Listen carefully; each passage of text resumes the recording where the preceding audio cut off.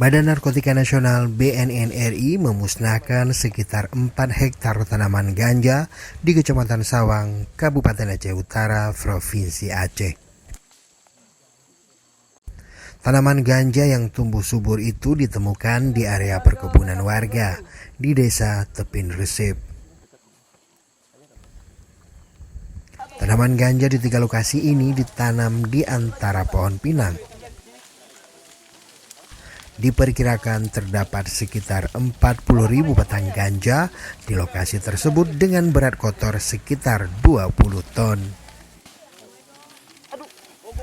Deputi Bidang Pemberantasan BNN RI Brigjen Pol Roy Hardi Siahaan mengatakan penemuan lahan tanaman ganja tersebut merupakan hasil identifikasi yang dilakukan BNN RI bekerja sama dengan Badan Riset dan Inovasi Nasional atau BRIN melalui citra satelit pesawat tanpa awak dan penyidikan sejak 28 Februari hingga 5 Maret 2023 lalu.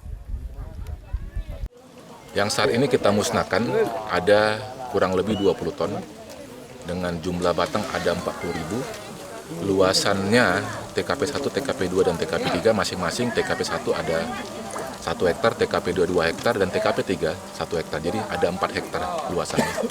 Itu yang sekarang kita musnahkan di wilayah Desa Tepin Resep di Kecamatan Sawang, Kabupaten Aceh Utara. Pemusnahan tanaman ganja ini turut melibatkan aparat gabungan. Setelah dicabut, tanaman ganja ini kemudian dibakar langsung di lokasi. Namun, lagi-lagi tidak ada pemilik maupun pelaku yang menanam tanaman terlarang ini yang berhasil ditangkap. Tim Liputan Aceh Video.